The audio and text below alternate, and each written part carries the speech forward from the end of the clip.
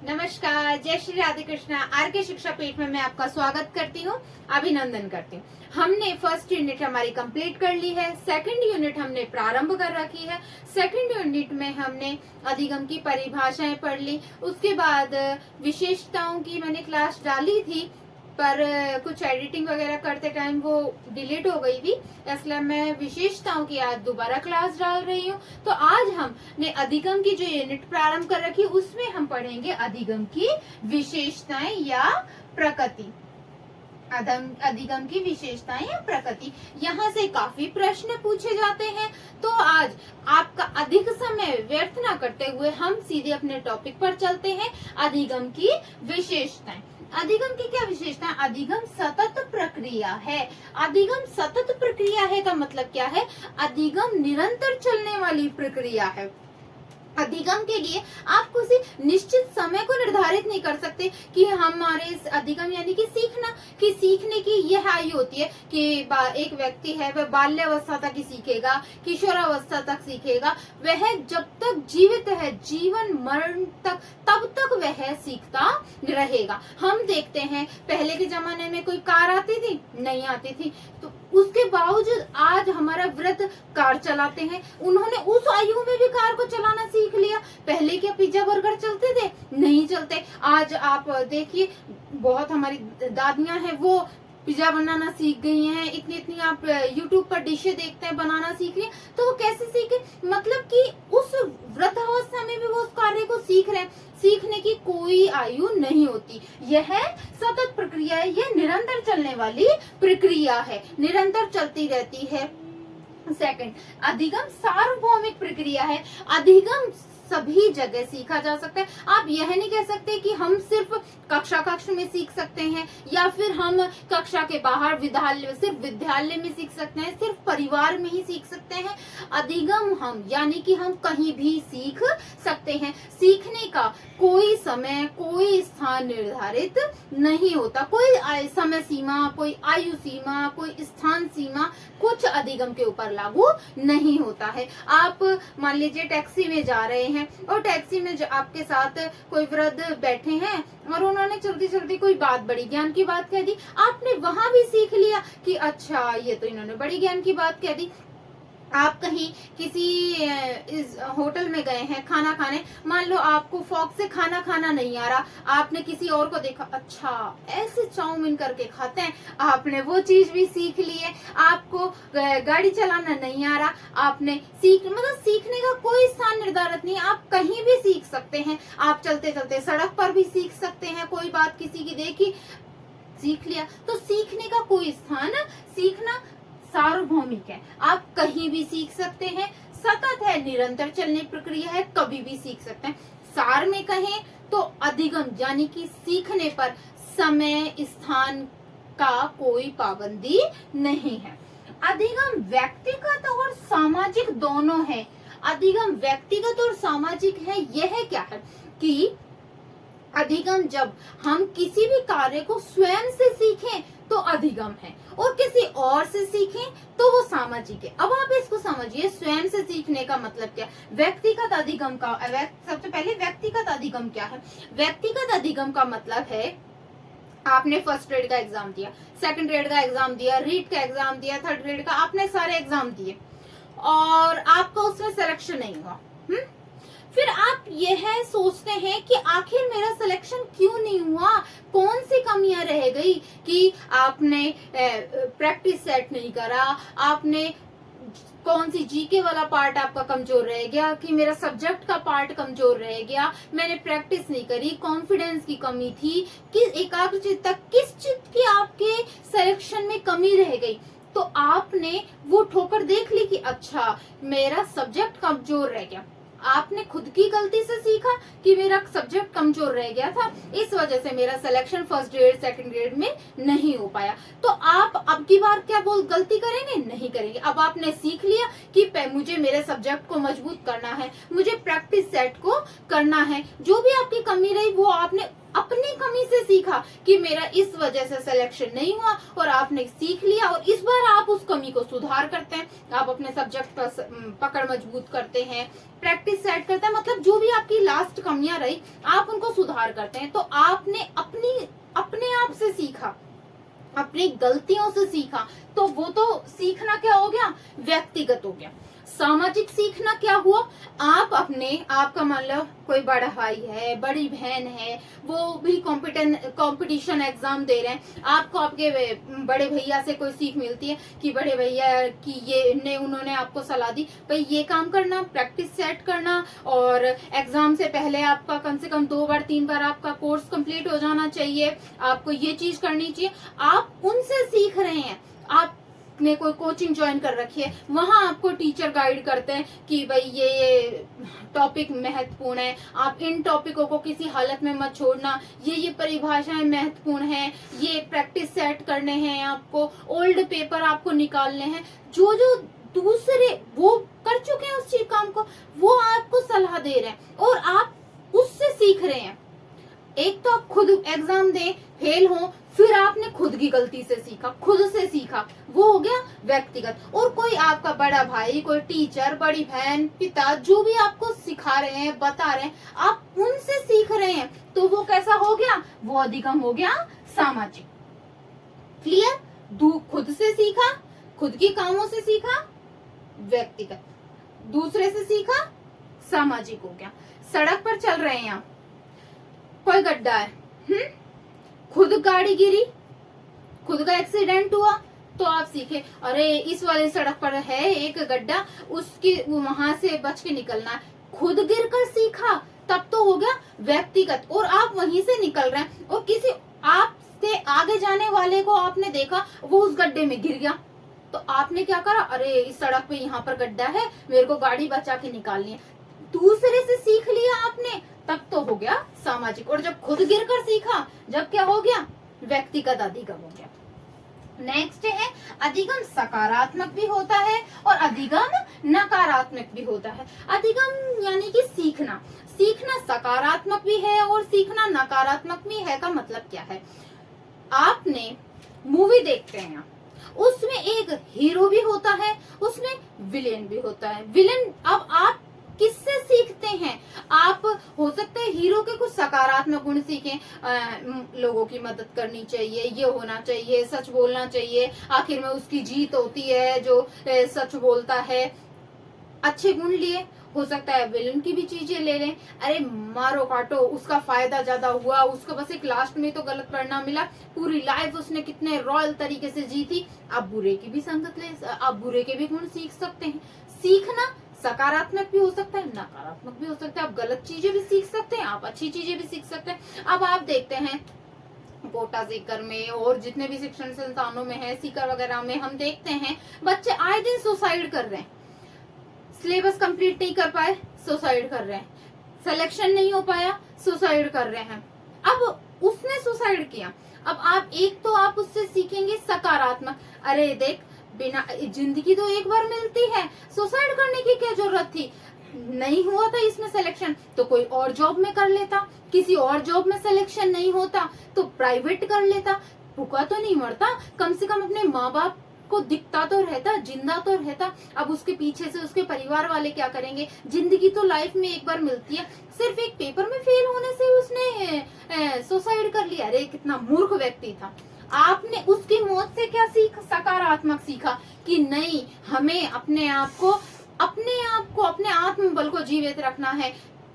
व्यक्ति हर बड़ी से बड़ी मुसीबत को झेल सकता है, हर चीज में ऐसा कोई चीज ही नहीं व्यक्ति नहीं सीख सकता। नकारात्मक, उसने सुसाइड करा, अब आपने उससे सकारात्मक तो क्या सीखा, अरे नहीं सुसाइड क्यों करना है, यहाँ नहीं तो किसी और फील्ड में अच्छे से करेंगे, पर सक्सेस होंगे, अपनी लाइफ को जिएंगे। सकारात्मक करा आपने, अच्छी बातें उससे सीखी। नकारात्मक में अरे बढ़िया है, मर गया, रोज रोज याद करना, फिर जिंदगी में फेल हो जाना, इस पेपर में फेल हुए फिर दोबारा फेल हो जाना, रोज रोज की झंझटों से खत्म, वहां मर के स्वर्ग में अप्सराओं के साथ रहेंगे। मतलब आपने उसमें से भी नकारात्मक चीज देखी, मर गया है, बढ़िया है, रोज रोज की नकारात्मक मतलब कि रोज रोज के डिमोलाइज होने से क्या फायदा। लोग अपमानित कर रहे हैं, अरे तेरी नौकरी नहीं लग रही है, तेरे साथ वाले की देख उसकी लग गई, तेरी बहन की देख नौकरी लग गई, रोज रोज कर रहे हैं, अच्छा बढ़िया है मर गए। उसने तो क्या लिया, नकारात्मक बात सीखी। उसी किसी और के अखबार में जो मरने की खबर आई, किसी बच्चे ने मान लो संस्थान शिक्षण संस्थान में सुसाइड कर लिया, एक ने तो सीखा उससे नकारात्मक, अरे बढ़िया है मर गया। रोज रोज के पढ़ना फेल होना, लोगों की बातें सुनना, झंझट खत्म। एक ने क्या करा, अरे कितना मूर्ख व्यक्ति है, सुसाइड कर लिया। तो एक ही चीज से कोई सकारात्मक भी सीख सकता है, अच्छी बातें भी सीख सकता है और बुरी बातें भी सीख सकता है। अधिगम की विशेषता में क्या हुआ, अधिगम सतत प्रक्रिया है, यानी कि निरंतर चलने वाली प्रक्रिया है। इस पर किसी आयु सीमा की पाबंदी नहीं, हम किसी भी उम्र में सीख सकते हैं। सार्वभौमिक प्रक्रिया है, किसी स्थान की पाबंदी नहीं है, हम कहीं भी सीख सकते हैं। अधिगम व्यक्तिगत भी होता है, जब खुद से सीखें तो व्यक्तिगत, किसी और से सीखें, सड़क पर चलते हुए गिरकर अच्छा यहाँ पर गड्ढा है तो खुद ने सीखा कि यहाँ से अब बच के निकलना है अगली बार, और किसी और को गिरता देखे, अच्छा इस सड़क पे गड्ढा है मैं भी इससे बच के निकलूंगा, तो सामाजिक हो गया, दूसरे से सीखा। अधिगम एक ही चीज से सकारात्मक भी सीख सकते हैं, नकारात्मक भी सीख सकते हैं। आपने हनुमान मूवी देखी, उसमें रावण भी है और राम भी है, तो आप राम से भी सीख सकते हैं। आप हो सकता है आप रावण से, एक ही चीज से सकारात्मक चीजें भी, अच्छी बातें भी सीखी जा सकती हैं, नकारात्मक बातें भी सीखे जा सकती हैं। अधिगम की आगे विशेषताएं और हैं, आप एक बार इसका स्क्रीनशॉट लीजिए।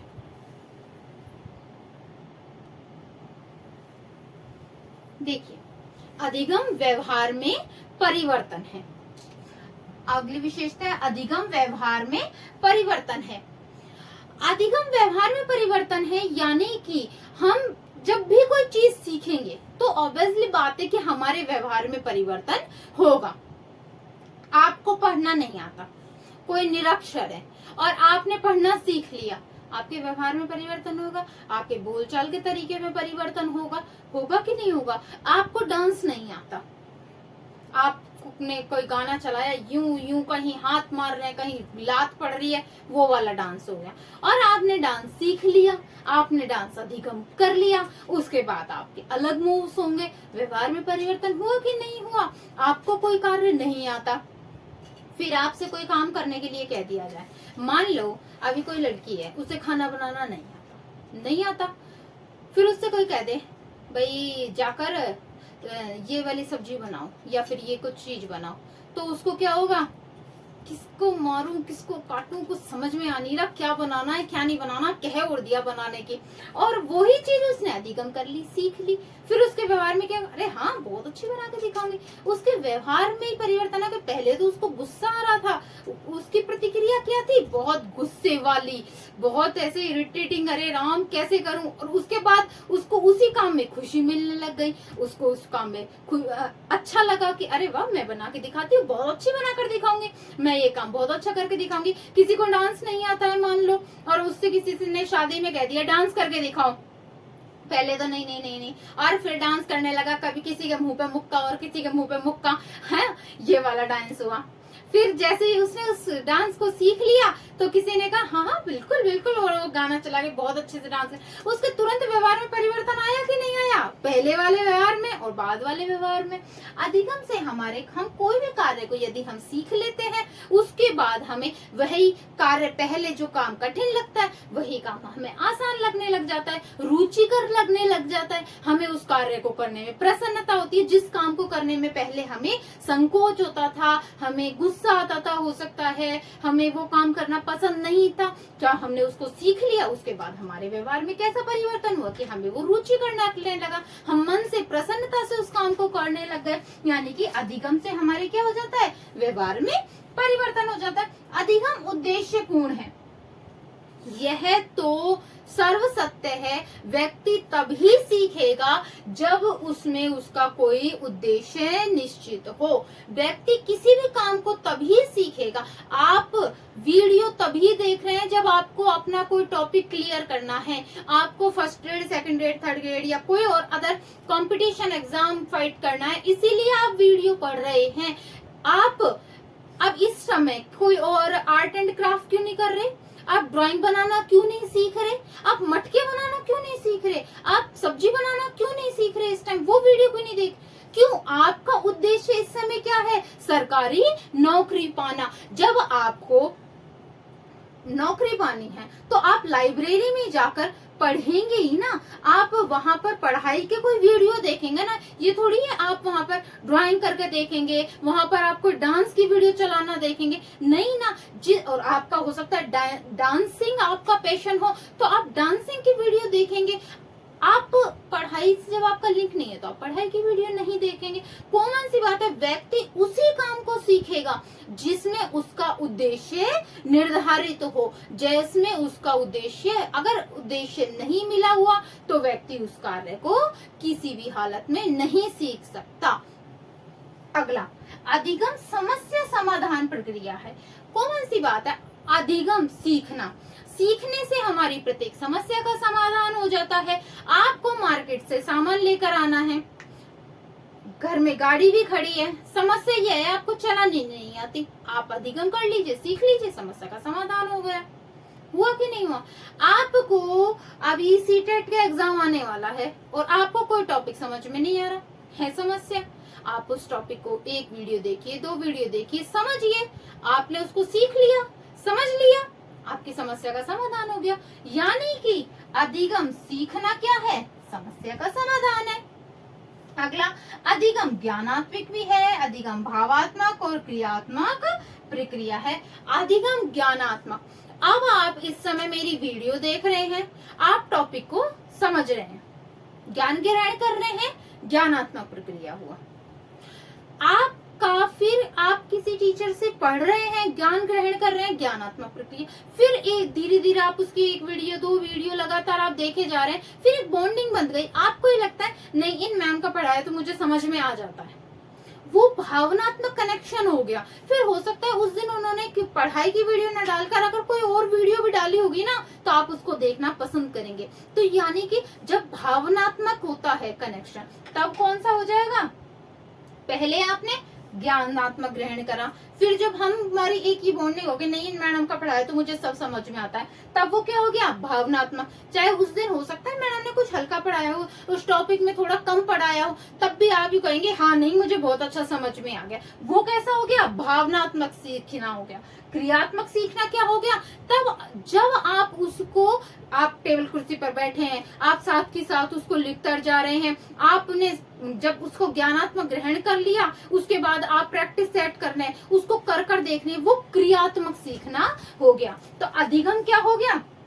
अधिगम ज्ञानात्मक प्रक्रिया भी है, आप ज्ञान को ग्रहण करते हैं। भावनात्मक, जब आपकी फीलिंग्स जुड़ जाती हैं कि नहीं इनका पढ़ाया तो मुझे सब समझ में आता है, वो भावनात्मक सीखना हो गया। वो क्रियात्मक, जब आप उसको किसी प्रैक्टिस सेट कर रहे हैं या कोई किसी भी चीज में आप नोट्स बना रहे हैं, वो आपके अच्छे से याद हो रहा है, आप उसको लिखकर अच्छे से सीख पा रहे हैं, तब वो क्या हो गया? क्रियात्मक सीखना हो गया। अधिगम की 4 परिभाषा आपको फिर से समझ में आई। अधिगम व्यवहार में परिवर्तन है। हम कुछ भी सीख लेते हैं तो स्वतः ही हमारे व्यवहार में परिवर्तन आएगा, हम उसको रुचिकर तरीके से करेंगे, प्रसन्नता से करेंगे। अधिगम उद्देश्यपूर्ण है। हम किसी भी काम को तभी सीखेंगे जब उसमें हमारा उद्देश्य, हम कहते भी तो व्यक्ति किसी भी काम को, ये मनुष्य प्रजाति है, मनुष्य किसी भी काम को तभी करेगा जब उसमें उसका स्वार्थ निहित हो। स्वार्थ कहें, एक शाब्दिक रूप में कहें, उसका उद्देश्य निर्धारित हो। व्यक्ति पत्ता भी हिलाएगा तो उसमें उसका कुछ उद्देश्य होगा ना, तभी वो उस काम को करेगा। आज का आप नॉर्मली बातें भी सुनो, आज का मानव इतना लालची है, इतना स्वार्थी है कि वह बिना मतलब के, बिना उद्देश्य के तो वो कोई काम करता ही नहीं है। तो ये बात तो आप कॉमन ही समझ लीजिए, व्यक्ति तभी सीखेगा जब उसका उसमें कोई उद्देश्य हो निहित। अधिगम समस्या का समाधान है, किसी भी चीज को सीख लीजिए तो आपकी समस्या स्वतः ही हल हो जाएगी। अतः ज्ञानात्मक, भावात्मक, क्रियात्मक प्रक्रिया है। आप इन विशेषताओं का स्क्रीनशॉट लीजिए